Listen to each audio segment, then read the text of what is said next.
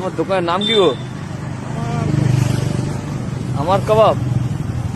বাবা, কি বানাচ্ছে আমাদের জন্য আজকে? আজ তোমাদের বানাচ্ছি একটা হরিয়ালি শিক কাবাব আর একটা রেশমি শিক কাবাব। এখানে সবাই বলছে কম পয়সা দিচ্ছে, কম পয়সা দিচ্ছে, কোথা থেকে মাংস নিয়ে আসছে?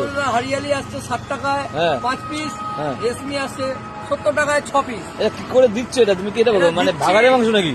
না, একদম ভাগাড়ে নয়, একদম অরিজিনাল টাটকা মাল। ডেলি নিয়ে আসি, ডেলি শেষ। শিওর 50 টাকা তুমি দিয়ে দিচ্ছ এত ভালো খেতে? সবাই তো তোমার নাম করছিল বলে আসলো তোমার দোকানে খেতে। যারা খেয়ে গেছে এখন রেগুলার কাস্টমার আমাদের, যদি আসে তোমাদের কি কোনো কোম্পানি না নিজেরাই করছো? না, নিজেরাই করছো, তাই তো?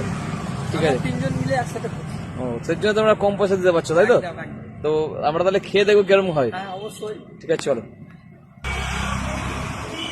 দাদা কেমন? হ্যাঁ?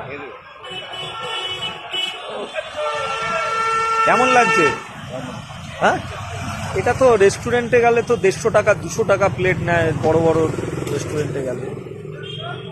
তাই তো আমরা সব জায়গায় বলি যে এই ভাইরা বেকার ছেলে, পশ্চিমবাংলার বেকার ছেলেরা নিজে হাতে করে নিজের বুদ্ধি করে বানিয়ে এই যে মালটা, এই চাটনিটা না,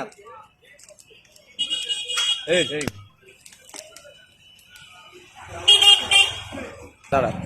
আচ্ছা, এটা কোন জায়গাটায় ঠিক এই যে দোকানটা হচ্ছে এটা?